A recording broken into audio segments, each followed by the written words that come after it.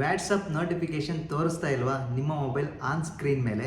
So ಹಾಗಿದ್ರೆ ಅದು turn off ಆಗಿರುತ್ತೆ. ಅದನ್ನು ಕಂಪ್ಲೀಟಾಗಿ ಆನ್ ಮಾಡಿಕೊಂಡ್ರೆ ಸೊ ಯಾವುದೇ ಒಂದು ಮೆಸೇಜ್ ಆಗಿರ್ಬೋದು, ಇಮೇಜಸ್ ಆಗಿರ್ಬೋದು, ವೀಡಿಯೋಸ್ ಆಗಿರ್ಬೋದು, ಸೊ ಯಾರಾದರೂ ಸೆಂಡ್ ಮಾಡಿದರೆ ವಾಟ್ಸಪ್ಗೆ ಸೊ ಆನ್ ಸ್ಕ್ರೀನ್ ಮೇಲೆ ತೋರಿಸುತ್ತೆ. ಸೊ ಅದು ಆಫ್ ಆಗಿರೋದ್ರಿಂದ ತೋರಿಸ್ತಾ ಇಲ್ಲ. ಸೊ ಹಾಗಿದ್ರೆ ಅದನ್ನು ಆನ್ ಮಾಡೋದು ಹೇಗೆ ಅಂತ ಈ ವಿಡಿಯೋದಲ್ಲಿ ತಿಳಿಸ್ಕೊಡ್ತೀನಿ. ಸೊ ಅದಕ್ಕಿಂತ ಮುಂಚೆ ಈ ವಿಡಿಯೋಗೆ ಒಂದು ಲೈಕ್ ಮಾಡಿ. ಸೊ ಯಾರಾದರೂ ಹೊಸ್ದಾಗಿ ನೋಡ್ತಾ ಇದ್ದರೆ ಆ್ಯಸ್ ಯೂಶುವಲ್ ಸಬ್ಸ್ಕ್ರೈಬ್ ಮಾಡೋದನ್ನು ಮರಿಬೇಡಿ. ಜಸ್ಟ್ ನಿಮಗೆ ಕಾಣ್ತಾ ಇರ್ಬೋದು ಇಲ್ಲಿ. ಸೊ ನಿಮ್ಮ ಫೋನಿಂದ ಸೆಟ್ಟಿಂಗ್ ಅಂತ ಇದೆಯಲ್ಲ, ಸೆಟ್ಟಿಂಗ್ ಮೇಲೆ ಕ್ಲಿಕ್ ಮಾಡಿ.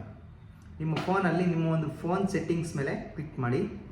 ಸೊ ಕ್ಲಿಕ್ ಮಾಡಿದ ತಕ್ಷಣ ನಿಮಗೆ ಕಾಣ್ತಾ ಇರ್ಬೋದು ಈ ರೀತಿಯಾಗಿ ಸೆಟ್ಟಿಂಗ್ ಓಪನ್ ಆಗುತ್ತೆ. ಇಲ್ಲಿ ಸರ್ಚ್ ಬಾರ್ ಮೇಲೆ ಇಲ್ಲಿ ಕಾಣ್ತಾ ಇರ್ಬೋದು, ಸರ್ಚಲ್ಲಿ ಆ್ಯಪ್ಸ್ ಅಂತ ಟೈಪ್ ಮಾಡಿ. ಸರಿನಾ? ಆ್ಯಪ್ ಅಂತ ಟೈಪ್ ಮಾಡಿ. ಇಲ್ಲ ನೀವು ಬ್ಯಾಕ್ ಹೋಗ್ಬಿಟ್ಟು ನಿಮಗೆ ಕಾಣ್ತಾ ಇರ್ಬೋದು ಕೆಳಗಡೆ ಸ್ಕ್ರಾಲ್ ಮಾಡ್ತಾ ಹೋಗಿ ಕಾಣ್ತಾ ಇರ್ಬೋದು ನಿಮಗೆ ಆ್ಯಪ್ಸ್ ಅಂತ ಬಂದಿದೆ, ಇಲ್ಲಿ ಡಿಸ್ಪ್ಲೇ ಆಗಿದೆ. ಸೊ ಆ್ಯಪ್ಸ್ ಮೇಲೆ ಕ್ಲಿಕ್ ಮಾಡಿ.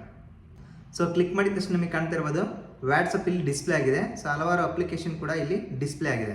ಸೊ ಈಗ ನಮಗೆ ವಾಟ್ಸಪ್ ನೋಟಿಫಿಕೇಶನ್ ಮಾತ್ರ ಬರ್ತಾ ಇಲ್ಲ ಅಲ್ವಾ? ಸೊ ಅದನ್ನು ಆನ್ ಮಾಡೋದು ಹೇಗೆ ಅಂದರೆ ಜಸ್ಟ್ ವಾಟ್ಸಪ್ ಮೇಲೆ ಕ್ಲಿಕ್ ಮಾಡಿ. ಸೊ ಕ್ಲಿಕ್ ಮಾಡಿದ ತಕ್ಷಣ ನಿಮಗೆ ಕಾಣ್ತಾ ಇರೋದು ನೋಟಿಫಿಕೇಶನ್ಸ್ ಇಲ್ಲಿ ಡಿಸ್ಪ್ಲೇ ಆಗಿದೆ. ಸೊ ಈಗ ಆಫ್ ಅಂತ ತೋರಿಸ್ತಾ ಇದೆ, ನಿಮಗೆ ಕಾಣ್ತಾ ಇದೆ ಆಫ್ ಆಗಿದೆ ನೋಡಿ. ನೋಟಿಫಿಕೇಶನ್ಸ್ ಕಂಪ್ಲೀಟಾಗಿ ಆಫ್ ಆಗಿದೆ, ಅದರಿಂದ ಬರ್ತಾ ಇಲ್ಲ. ಜಸ್ಟ್ ನೋಟಿಫಿಕೇಶನ್ಸ್ ಮೇಲೆ ಕ್ಲಿಕ್ ಮಾಡಿ. ಸೊ ಕ್ಲಿಕ್ ಮಾಡಿಬಿಟ್ಟು ನಿಮಗೆ ಕಾಣ್ತಾ ಇರ್ಬೋದು ಆಲ್ ವಾಟ್ಸಪ್ ನೋಟಿಫಿಕೇಶನ್ಸ್ ಅಂತ ಇದೆ. ಜಸ್ಟ್ ನಿಮಗೆ ಕಾಣ್ತಾ ಇರ್ಬೋದು ಅದನ್ನ ಟರ್ನ್ ಆನ್ ಮಾಡ್ಕೊಳ್ಳಿ. ಸೊ ಈಗ ಕಂಪ್ಲೀಟಾಗಿ ಸೊ ಟರ್ನ್ ಆನ್ ಆಯಿತು.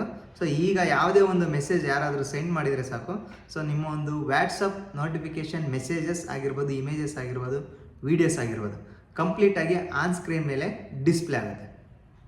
ಓಕೆ, ಸೊ ಈ ವಿಡಿಯೋ ನಿಮಗೆ ಹೆಲ್ಪ್ಫುಲ್ ಆಗಿದೆ ಅಂತ ಅಂದ್ಕೊತೀನಿ. ಸೊ ಹೆಲ್ಪ್ಫುಲ್ ಆಗಿದ್ರೆ ಒಂದು ಲೈಕ್ ಮಾಡಿ. ಸೊ ಹಾಗೆ ಯಾರಾದರೂ ಹೊಸ್ದಾಗಿ ನೋಡ್ತಾ ಇದ್ದರೆ ಆ್ಯಸ್ ಯೂಶುವಲ್ ಸಬ್ಸ್ಕ್ರೈಬ್ ಮಾಡೋದನ್ನು ಮರಿಬೇಡಿ.